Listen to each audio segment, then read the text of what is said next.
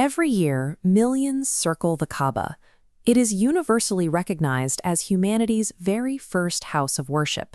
Yet the identity of the original builder, who laid its ancient foundations, remains one of history's greatest debates. According to classical Islamic tradition, the first earthly Kaaba wasn't built by human hands at all. Some historical commentators suggest that angels were the original architects. The tradition claims these celestial beings constructed the shrine as a direct earthly mirror of a sanctuary located in the seventh heaven, a sacred place called Beit al-Ma'mur, where 70,000 angels are said to pray every single day. Other historical reports offer a different account, suggesting that Allah commanded Prophet Adam to build the first physical structure here on earth. However, that original building was eventually lost, buried deep beneath the sand during the great flood of Prophet Nuh. What we do have undeniable Quranic evidence for is the involvement of Prophet Ibrahim and his son Ismail. The Quran explicitly states that they raised the foundations of the Kaaba. Islamic scholars reconcile these accounts with a simple consensus. Prophet Ibrahim didn't build the shrine from scratch. Instead, he excavated and rebuilt upon the exact ancient footprint originally laid down by Adam or the angels. While this divine blueprint was finally secured in stone by Prophet Ibrahim, it wouldn't stay that way. Over the centuries, human politics, finite budgets, and natural disasters were about to redefine its physical dimensions.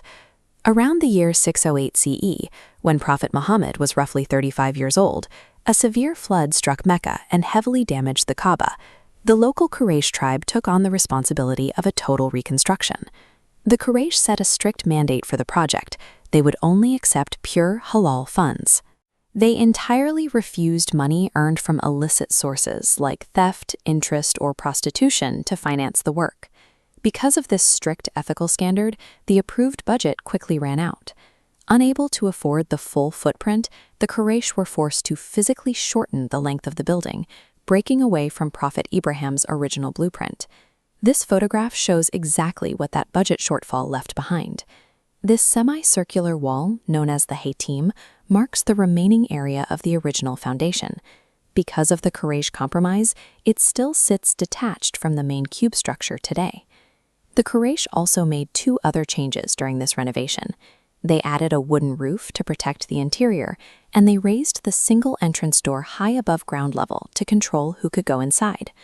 When it came time to place this sacred black stone, a bitter dispute erupted among the tribal leaders over who would get the honor. The young Prophet Muhammad resolved the conflict by placing the stone on his cloak, allowing every leader to lift it together. Through necessity, this smaller, modified Quraysh design became the accepted norm. But as Islam expanded into a sprawling empire, this architectural compromise set the stage for a structural tug-of-war that would span decades. Fast forward to the Umayyad era in 683 CE. During a military siege, the Kaaba caught fire and suffered catastrophic structural damage.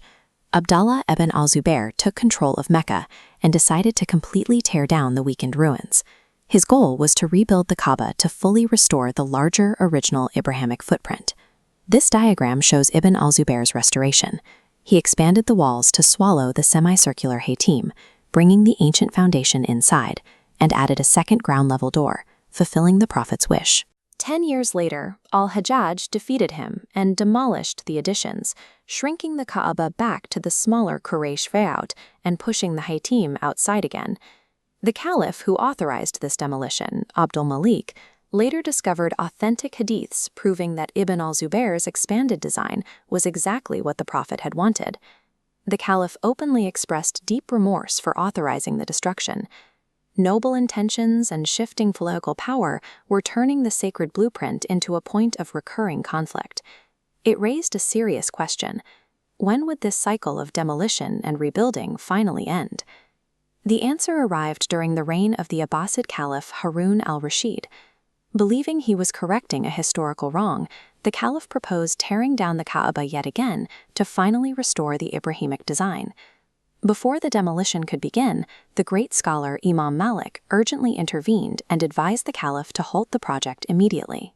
Imam Malik presented a compelling argument. He warned that if every successive ruler demolished and modified the building to suit their own interpretation, the Kaaba would lose its reverence and become a mere toy in the hands of kings. This single piece of scholarly advice worked. The Caliph abandoned his plan, effectively freezing the structural footprint of the Kaaba to those smaller dimensions, successfully insulating it from any future political alterations. Look closely at this historical sketch from the Ottoman era.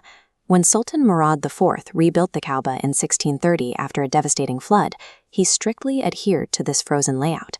You can clearly see the Hateem situated exactly as it is today. Even during the 1996 Saudi structural reinforcement program, the focus remained on internal stability and the preservation of ancient stones. The historical footprint of the Kaaba remained completely untouched. While the Kaaba's spiritual roots trace back to antiquity, its physical continuity is the result of Imam Malik's intervention. By prioritizing the building's stability over a return to the Ibrahimic ideal, he ensured that the site would never again be demolished for the sake of architectural correction.